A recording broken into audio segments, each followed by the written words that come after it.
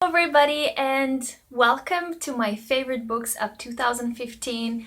Last year I did two videos, one for classics and one for the other types of books, but this year I have not read as much as I wanted. I was busy with work, busy with school, life in general, I guess. And I will mix the books today and I'll just make one video of 10 books that I really loved in 2015. And also, I had this difficulty of deciding which are my favorite because I read some important books. I didn't really like them, but they were very important. It enlightened me somehow, it taught me something. So I think it's important to have them in this list. And then towards the end of the year, I was just exhausted and I read some cute book, which maybe if I would have read it some other time, I wouldn't have liked it as much. But just because the timing is good for me, I like it. So I feel like I should include it in the video as well. So take it as a subjective video because it's just my preference and I hope that you enjoy it. And let me know if you read any of these, of course, as usual. This is my pile of beautiful books. Alright, so in no particular order, I just arranged them so that I don't drop them again and damage them because these are my books. Because if I like the book, I usually buy it. So first I have Philippa Gregory, The White Princess. This, as you already know, and I have here, if you can see, my collection of historical fiction about the British royal families, and my my favorite one are the Tudors or the Yorks. So in The White Princess we have Elizabeth of York, which has to get married to a Tudor. So she's in the position of supporting her York family and continuing the power of York, or supporting her new husband. So she's always in this dilemma. She cannot act as she wants as usual, but all in all, it's such a great book, and I will definitely continue reading this line of books. And maybe not only by Philippa Gregory, I really want to expand. I've seen another book called The White Princess, but another author. So I might branch out for other authors, but historical fiction nonetheless. So I gave this one 5 stars because I really loved it. It's not a big book and it's very, very, very cute.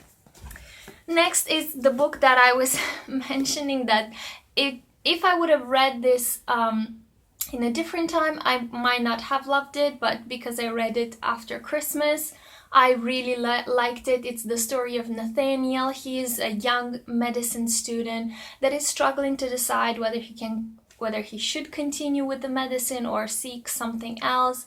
And then there's this whole thing happening and he finds his way in life. I really enjoyed it. It was like honey for my soul after a while, after a difficult time. So I really recommend it. I think I gave it 4.5 stars or 5 stars, which it is a lot, but it was the right book at the right time for me. Next, I have Gone Girl by Gillian Flynn. This was kindly sent to me by Helene. I loved the book, of course. I saw the film first and then I read the book. I loved the book so much more. You get so much more from Amy, you understand her, you understand Nick's actions, so go for it. I did not post a review because I feel it's over reviewed and everybody knows it, and they should just read the book because it's wonderful. And for Christmas Blessings, I just made a mini review, and for The White Princess as well, only a mini review. Next I have, this is one of the important books, Sorry by Zoran Drnbenkar. I'm sorry for butchering your name, Mr. Zoran. He is a Croatian author that moved to Germany, and that's where I bought the book. This is one of those books that I said I didn't enjoy it, but it was an important book, and it was the book is very well constructed, very well written. The style is very nice, but the subject, rape, abduction, murder, torture, every subject and sub-subject and every detail was completely sinister to me. However, it was an important book and I'm happy I've read it. It just raised my levels of paranoia and scariness to a whole new level. But it is a book that I really, really recommend. I made a review and you can go and watch it. And if you have read it, let me know. And since I'm here with the subject of horror books, I don't know why this year I did read a lot more horror books. Besides this, I read a lot of Stephen King, which is unheard for me, for my situation. I usually avoid horror books, but my good friend David recommended me and I read, I think, 4 or 5 Stephen books this year. I don't have them with me, unfortunately, but I would like to add in this top of favorite books Pet Cemetery, Misery, and who should I? Cuyo. So these 3, I read others. I read, of course, Dolores Claiborne, Christine.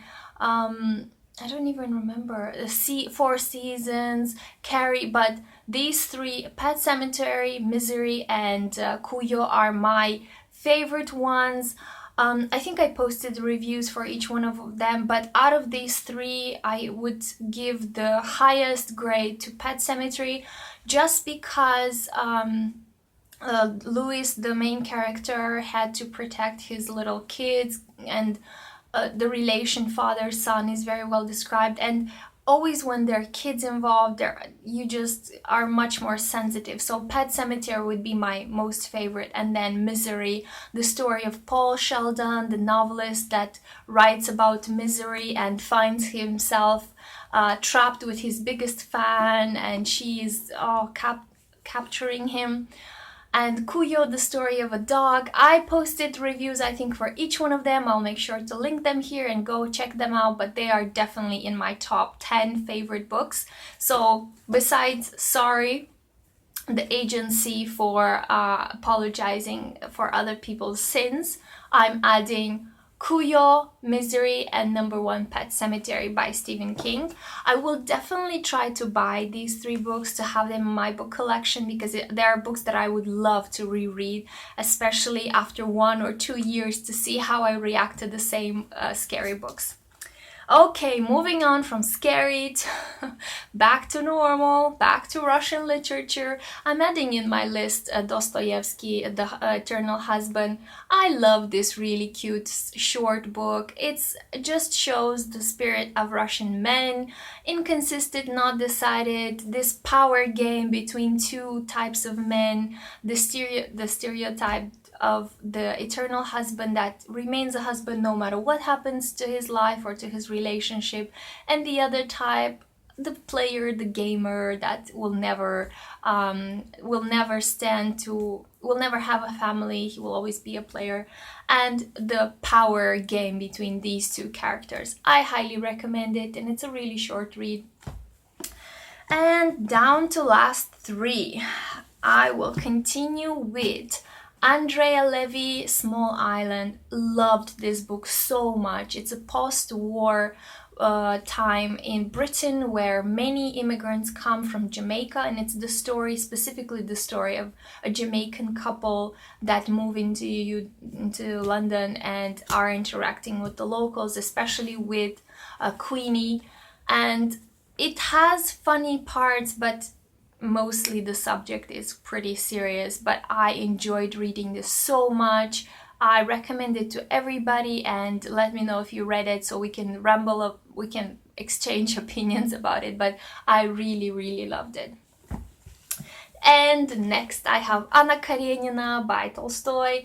I read this, I think this was my first book that I finished in January, and it was not even this one. This is another book that I bought for my personal collection. I read a very ancient book from the library, and this one is brand new. So I chose specifically this one just because this lady looks more of a Russian. Even she doesn't look like a Russian woman to me, but the others have on the cover, they have this actress. Oh my god, what's the name of the actress? The actress that just played Anna Karenina, and she also doesn't look like a Russian woman, but at least this one has the fur, has the dark skin, dark eyes. So Anna Karenina, I really love this book. I posted a review, in-depth review, if you want to check it out. Definitely recommend it to everybody that wants to read not only about the Russian spirit and life and the centuries ago, but about the feminist, I might add. So go for it if you want to read it. If you're not intimidated by the volume, it's quite big, but I promise you, you will like it. And the last book that I have in here is The End of History and the Last Man by Francis Fukuyama. Was part of my non-fiction challenge, and I really loved this book. It's all about political regimes, economic development, and why in some countries worked and why in some countries it didn't work. And Fukuyama predicted that people will figure out what regimes worked, especially after the end of the Cold War between the Soviets and the Western world. And the world as we know it, this conflict between regimes will end, but it didn't. So Francis Fukuyama had a good prediction, but his prediction did not come true. But I enjoyed reading that book. I recommend it to anyone interested. And this is my complete... Wait. This is my full list of favorite books of 2015. Let me know if you read it. Let me know what is your favorite books. And I love watching this video, so I will be around. Thank you. Bye bye.